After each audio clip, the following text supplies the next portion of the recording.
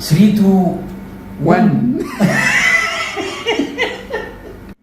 طيب احنا دلوقتي في شوية أسئلة احنا جهزتها. تمام عشان نبدأ نتناقش فيها. هنبدأ بأول سؤال. ايه هي طبعا احنا الحلقة يعني الحلقة بتاعت النهاردة هتبقى مبنية على الفيديو اللي احنا عملناه المرة اللي فاتت بتاع الفاير بومب اللي احنا كنا وعدنا فيه الناس اللي احنا في حاجات هنشرحها كده ما قدرناش نتمكن من شرحها في الفيديو اللي فات. حلو قوي. اول سؤال هنا بيقول ايه هي انواع المضخات المستخدمة في نظام مكافحة الحريق؟ السؤال ده عشان نجاوب عليه يعني هنحتاج لحلقات كتير، بس هحاول كده باختصار شديد جدا اللي احنا نتكلم عليه. احنا في عندنا المضخات بتتقسم يعني لتو كلاسز، لقسمين. في منها اللي هي البوزيتيف ديسبيسمنت بامبس اللي هي المضخات ذات الازاحه الموجبه، وفي المضخات الثانيه اللي هي المضخات الديناميكيه.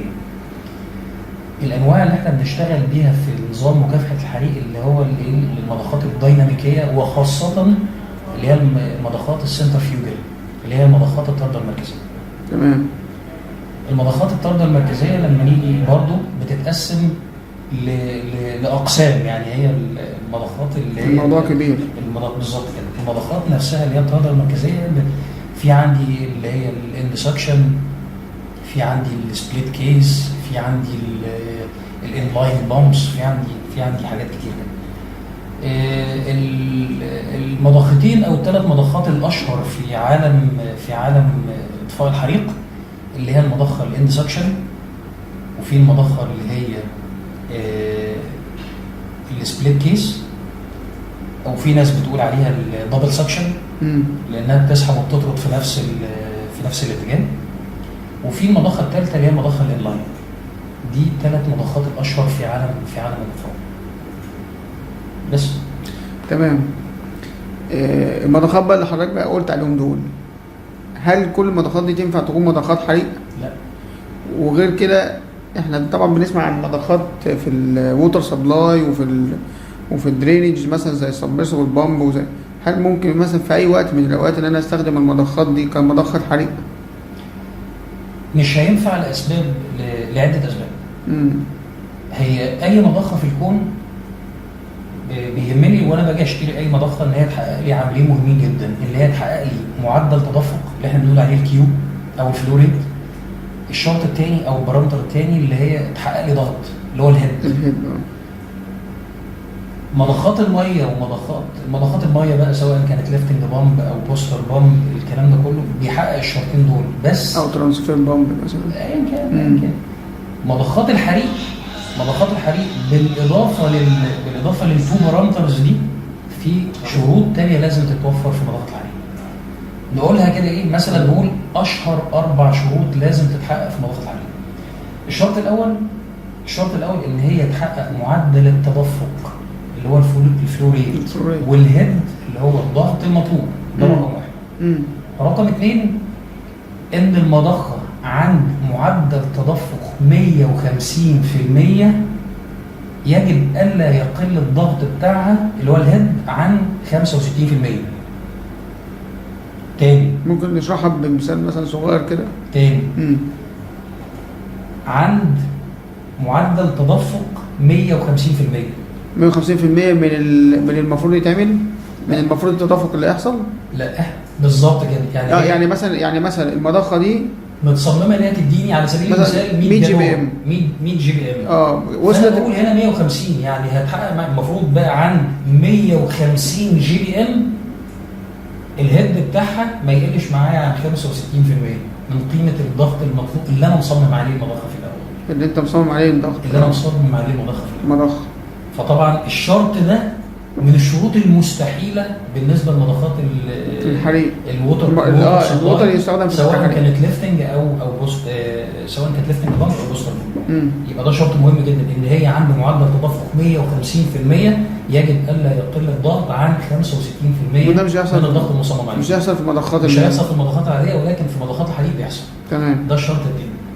الشرط الثالث ان الشات اوف لمضخه الحريق يجب ان يتراوح ما بين 101% الى 140%. برضه الشرط ده من الشروط اللي مش هتتحقق غير في مضخات الحريق. ده الشرط الثاني. الشرط الرابع وده مهم جدا جدا جدا، ان المضخه تكون UL listed FM approved. تمام. بس دي الاربع اشتراطات المهمه جدا عند اختيار مضخه الحريق، واللي بتفرق مضخه الحريق عن اي مضخه تانية. حلو قوي كده. الفيديو اللي فات احنا اتكلمنا عن القاعده الخرسانيه، وقعدنا نقول ان هو لازم يبقى فيه رابر باد وفي ايزوليت او انتي فايبريشن، بس الكلام ده طبعا ما كانش متنفذ في الموقع اللي احنا بصينا فيه وكده. بالظبط. ايه هي المواصفات بتاعت القاعده الخرسانيه عشان تقدر تتحمل المضخه طبعا دي في اثناء الاوبريشن؟ اهم حاجه في مضخه اهم حاجه في القاعده الخرسانيه للمضخه ان هي تكون تتحمل وزن المضخه مره ونص. يعني انا فرضا قولا واحدا. انا عندي مضخه على سبيل المثال، لو المضخه وزنها 1000 كيلو، يبقى لازم القاعده الخرسانيه تتحمل معايا الوزن لحد 1500 كيلو جرام. يبقى لازم القاعده تتحمل الوزن مره ونص. تاني حاجه زي ما برضو شرحنا في الفيديو الاول، ان لازم يتحط ما بين الشاسيه بتاع المضخه وما بين القاعده الخرسانيه يتحط رابر باد، او يتحط انتي فايبريشن ايزوليتور، او اي ماده مصه للصدمات علشان تمنع انتقال الاهتزاز من المضخه الى القاعده الخرسانيه، وبالتالي يحصل عندك الشروخ او الكراكس اللي احنا كنا اتكلمنا عنها المره اللي فاتت. تمام. برضو من ضمن الحاجات اللي احنا قلنا هنتكلم عليها في الفيديو بتاع النهارده، واحنا بنشرحها في الفيديو اللي فات، ان موضوع السنتريك ريديوسر والاكسنتريك ريديوسر، وكنا قلنا ان احنا هنقول ايه وظيفتهم او ايه الفرق ما بينهم. المفروض بيبقى راكب على خط السكشن او خط السحب لمضخه الحريق، بيبقى راكب عندي اكسنتريك ريديوسر بيبقى فلات اون توب، والجزء اللي هو المسلوب بيبقى من تحت. ده لازم يركب على خط السحب بهذا الشكل، يبقى فلات اون توب، والجزء المسلوب يبقى من البوتوم اوف بايب. الفايده من التركيبه دي او من الشكل ده، واحنا هنرفق مع الفيديو هنا صوره للسنتريك ريديوسر والاكسنتريك ريديوسر، وهيبقى باين قوي للي بيتفرج على الفيديو الفرق ما بين الاثنين. منع وجود اي جيب للهواء على خط السحب للمضخه، وبالتالي امنع من الظاهره الاشهر في عالم المضخات، وهي ظاهره التكهف اللي احنا بنقول عليها الكيفيتيشن.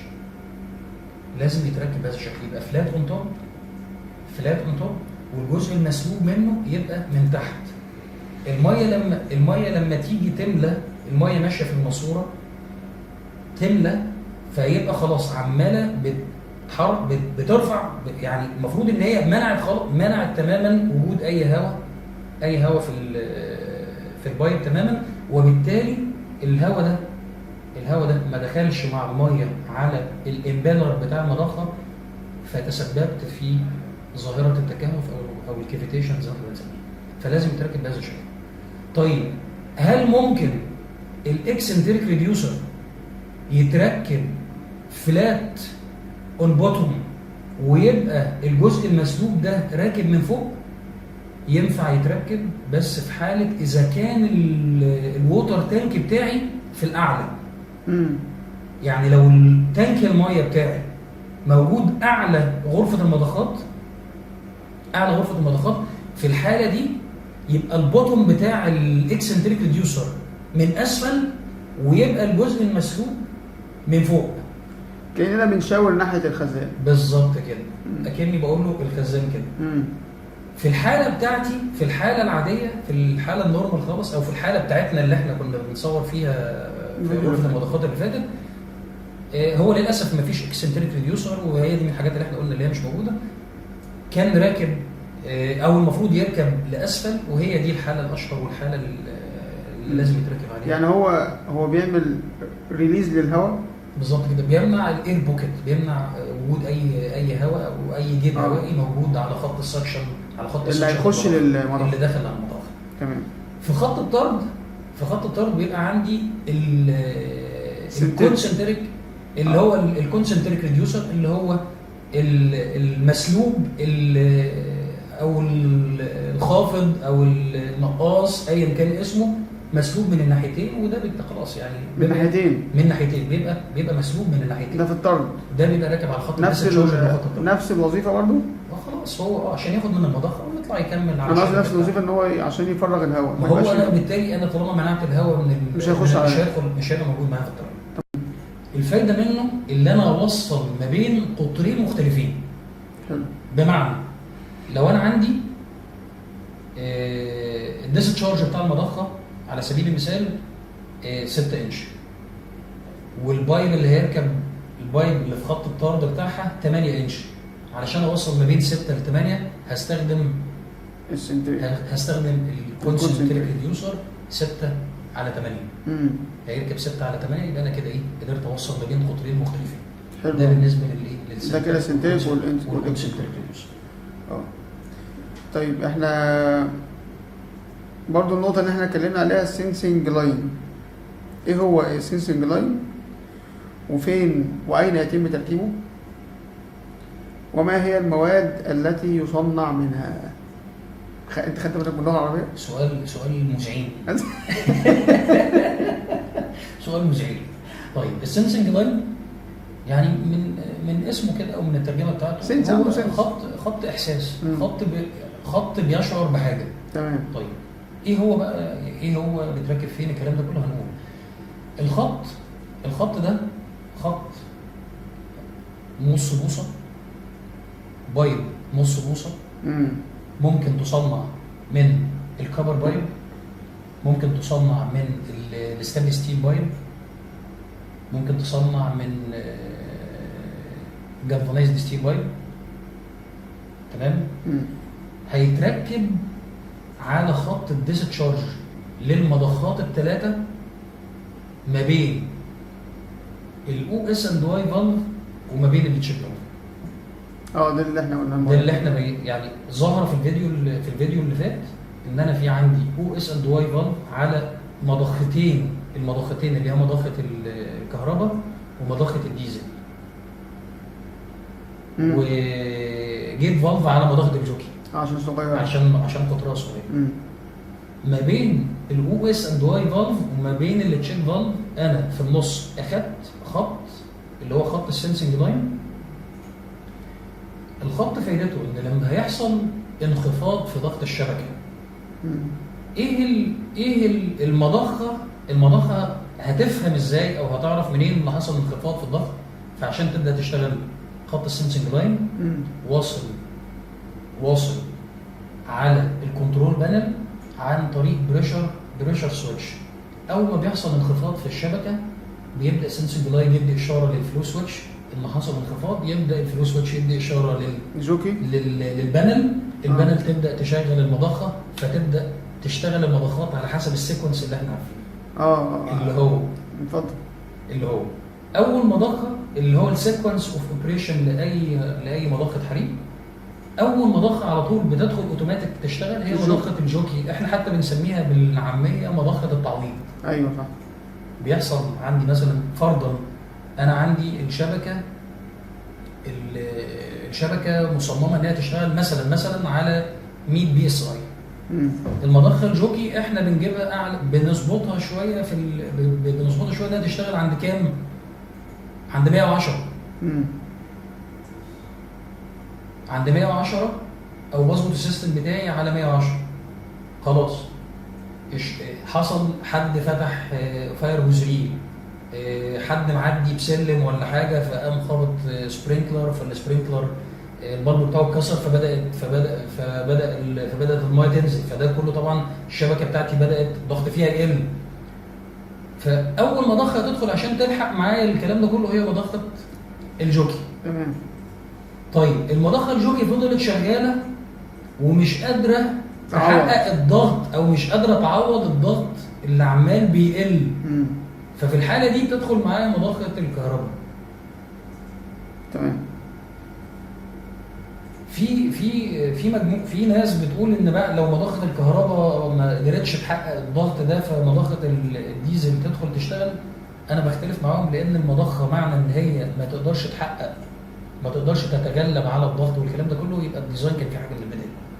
انا ما فيش حاجه اسمها ان مضخه الديزل هتدخل تشتغل مع مضخه الكهرباء. انا بصراحه شخصيا معترض على حاجه زي دي، لان المضخه لو ما حققتش الكلام اللي قلناه من شويه، الضغط المطلوب منها ومعدل التدفق المطلوب برضه منها، يبقى في مشكله في الديزاين من البدايه. طب ما هو لو احنا طب ما احنا كده معنى كلامك ان احنا هنستغنى عن مضخه الديزل. لا، مضخه الديزل هنا بتشتغل معايا في حاله انقطاع التيار مثلا. في حاله انقطاع التيار. في حاله انقطاع التيار فرضا المبنى اللي حصلت فيه الحريقه اتقطعت عنه الكهرباء الاسباب، خلاص فهنا يبقى المصدر الرئيسي اللي هيشتغل اللي هي مضخه الكهرباء مش موجوده. فلازم يبقى في بديل. ولا جوكي ولا كهرباء، ولا جوكي هتشتغل ولا كهرباء هتشتغل، يبقى لازم اللي يدخل يشتغل معايا هي مضخه الديزل. هنا في سؤال، انا ممكن اسال سؤال. طب هل من الممكن ان انا استغنى عن مضخه الديزل واستبدلها بمضخه كهرباء؟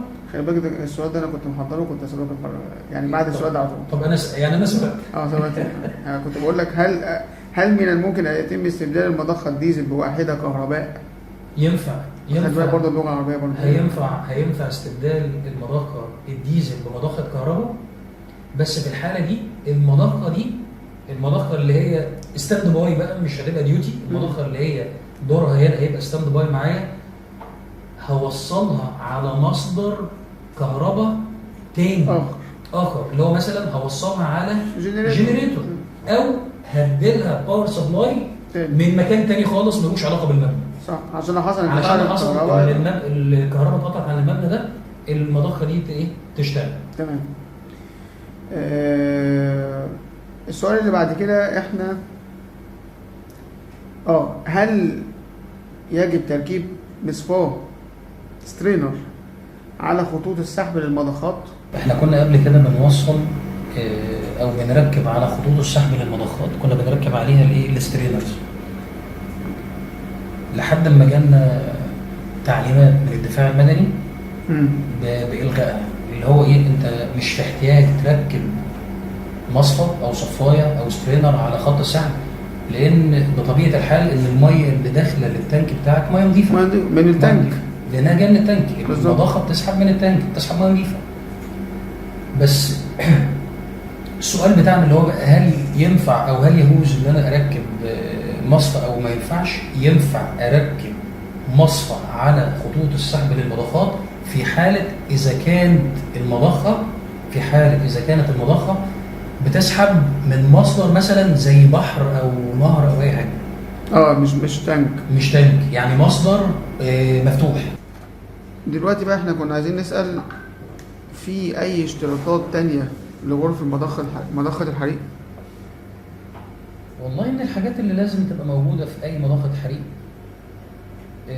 لازم يكون عندك درين، لازم يعني الغرفه يتوفر فيها درين بوينت علشان عمليات النظافه. لو حبيت مثلا تنظف غرفه البمبات او حصل تليك، فلازم طبعا يبقى فيه مصدر للصرف قريب علشان تقدر تصرف عليه طبعا التليك ده. لو الغرفه هتبقى موجوده تحت الارض، لازم طبعا هيبقى فيه عندك صنبت عشان مضخه غطسه. لازم هيكون عندك طبعا فنتيليشن داخل غرفه المضخات. تمام. وبطبيعه الحال اصلا كده انت عندك ميكانيكال فنتيليشن لغرفه المضخات، في عندك فريش اير فان وعندك اكزوست اير فان. والاكزوست دي بتبقى 2 سبيد، وهي بتبقى 2 سبيد لان انت كده اصلا عندك هتشتغل معاك ساعه تشغيل مضخه ديزل. مضخه ديزل بتحتاج لفريش اير. صح. فعلشان المضخه تشتغل معاك، وهتشتغل معاك بتشتغل معاك في النورمال كيس وبتشتغل معاك في الفاير كيس. دي من اهم الحاجات اللي لازم طبعا، بالاضافه طبعا هيكون طبعا عندك مصدر للنور. ايمرجنسي طبعا. ايوه، هيبقى عندك مصدر للنور. دي من اهم الحاجات اللي لازم تبقى موجوده معاك في غرفه المضخات. طيب دلوقتي السؤال الاخير بقى، احنا كده يعتبر اتكلمنا جوه يعني على كل حاجه جوه غرفه المضخه. خزان الميه بقى، خزان الميه بتاع الفاير ووتر تانك، ايه المواد اللي ممكن يتصنع منها؟ انا اعرف ان هو في كونكريت وفي تقريبا ميتال او سكشن، يعني حاجه زي كده، بس احنا عايزين نعرفها بالتفصيل.